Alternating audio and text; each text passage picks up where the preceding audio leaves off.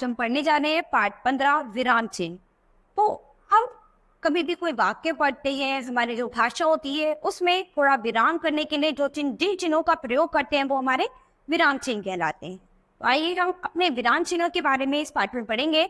विराम चिन्ह, विराम का अर्थ है रुकना या विश्राम और चिन्ह का अर्थ है निशान। तो विराम का अर्थ क्या है हमारा? रुकना या फिर ठहरना, और चिन्ह का अर्थ क्या है? निशान।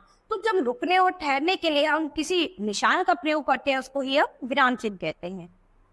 जब हम अपने मन के भावों और विचारों को व्यक्त करते हैं तो हमें कई बार वाक्यों को सुंदर बनाने के लिए रुकना पड़ता है। लिखते समय रुकने के स्थान पर विराम चिन्हों का प्रयोग किया जाता है।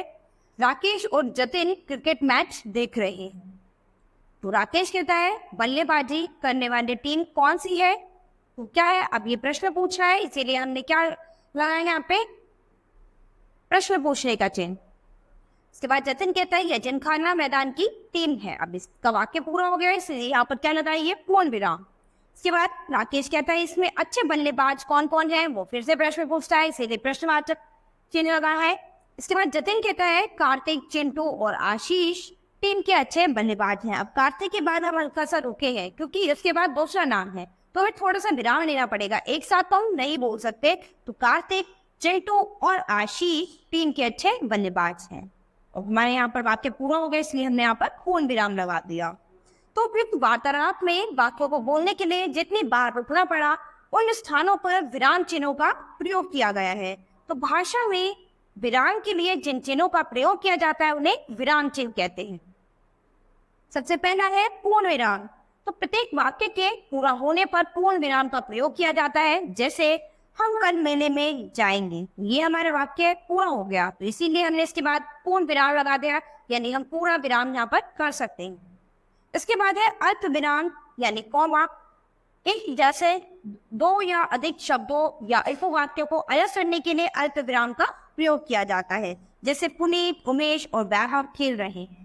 तो क्या है, जैसे एक जैसे दो शब्द हैं या वाक्य हैं तो उनके बीच में थोड़ा सा हमें विराम देना पड़ता है, नहीं तो मिक्स हो जाएंगे। अगर हम किसी के दो या तीन नाम को बोल रहे हैं और उसे लगातार एक साथ ऐसे बोलते चले जाए फ्लो में, तो क्या होगा कि हमें समझ नहीं आएंगे कि किस किस के नाम लेती है। तो ऐसे में बोलना पड़ता है रमेश, महेश, सुरेश और मोहन खेल रहे हैं। ठीक है, तो इससे हमें पता चलेगा कि तीन अलग अलग व्यक्तियों के नाम दिए गए हैं। तो इसी के लिए हम वहां पर अल्प विराम का प्रयोग करते हैं। इसके बाद है अर्ध विराम। अल्प विराम से अधिक समय तक रुकने के लिए हम अर्ध विराम का प्रयोग किया जाता है। जैसे जो कार्य आपने कल नहीं किया उसे आज कर दो। तो क्या है, अल्प विराम से थोड़ा अधिक समय हम यहाँ पर लगाते हैं। इसके बाद है प्रश्न सूचक चिन्ह।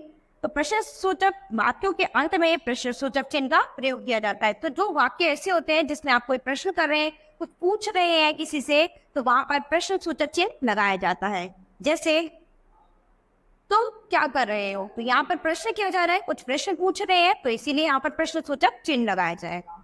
इसके बाद है विस्मयादि बोधक चिन्ह। तो आश्चर्य, हर्ष, शोक, घृणा आदि को प्रकट करने वाले भावों को के बाद हम विस्मयादिक बोधक चिन्ह लगाया जाता है। जैसे शाबाश जतिन, ऐसे ही कक्षा में प्रथम आते हो। जैसे शाबाश जतिन, ऐसे ही कक्षा में प्रथम आते रहो। ठीक है, तो यहाँ पर क्या है, ये विस्मयादि बोधक चिन्ह लगाया हमने क्योंकि हमने सबसे पहले उसे क्या दिया है? उसे बधाई दी है, शाबाश। तो इसीलिए यहाँ पर ये विस्मयादि बोधक चिन्ह का प्रयोग करेंगे। इसके बाद है निर्देशक चिन्ह।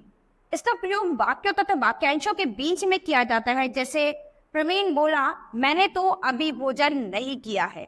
ठीक है, तो क्या है, निर्देशक चिन्ह की हम निर्देश दे रहे हैं कि भाई ये बंदा इस बात को बोल रहा है। जब कोई व्यक्ति किसी बात को कह रहा होता है या कोई किसी बात को बता रहा होता है तो उसके सामने हम क्या करते हैं, ये निर्देशक चिन्ह लगा देते हैं कि ये व्यक्ति इस बात का निर्देश कर रहा है।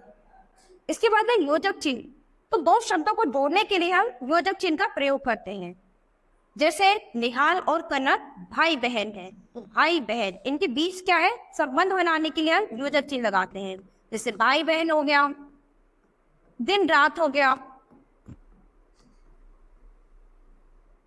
या फिर माता पिता हो गया। तो इन सब शब्दों के बीच में हम संबंध बनाने के लिए हम योजक चिन्ह का प्रयोग करेंगे। इसके बाद है उदाहरण चिन्ह। किसी कथन को ज्यों का त्यों लिखने के लिए उद्धरण चिन्ह का प्रयोग किया जाता है। जैसे अंकित बोला हम खेलने जा रहे हैं, तो हम उद्धरण चिन्ह का प्रयोग कैसे करते हैं? जब किसी ने कोई बात हमें बताई, बिल्कुल एज इट इज हमें किसी को बतानी है, तो हम एक स्टेटमेंट ऐसे उसको ऐसे इसमें बंद कर देंगे। उद्धरण चिन्ह में हम बंद करके बताएंगे कि उसने हमें ऐसे बोला, ये बात ऐसे बोली, ठीक है। तो यहाँ पर हम उद्धरण चिन्ह का प्रयोग करते हैं। इसके बाद है कोष्टक चिन्ह। तो कोष्टकों का प्रयोग वाक्यों के बीच में शब्दों का अर्थ स्पष्ट करने के लिए किया जाता है। जैसे सुभाष चंद्र बोस नेताजी ने दिल्ली चलो का नारा दिया। हम कोष्टकों का प्रयोग कहाँ करते हैं? जब हमें किसी शब्द का अर्थ देना हो तो हम उस शब्द के साथ कोष्टक के अंदर उसका अर्थ दिखा देते हैं, ठीक है। तो बच्चों यहाँ पर हमने बहुत सारे विराम चिन्हों के बारे में पढ़ा। तो ये 9 विराम चिन्ह थे जिसके बारे में हमने इस पाठ में पढ़ा है। तो आप अभ्यास में इन विराम चिन्हों को अच्छे से पढ़ेंगे और इनका प्रयोग देखेंगे। आप किसी भी वाक्य को अच्छे से पढ़ेंगे या फिर लिख कर देखेंगे तो वहां पर इन विराम चिन्हों का प्रयोग के बारे में आप पढ़ेंगे, ठीक है। तो बच्चों आज हमारा ये पाठ यही खत्म होता है। हम अपनी नई क्लास में मिलेंगे अपने नए पाठ के साथ। धन्यवाद।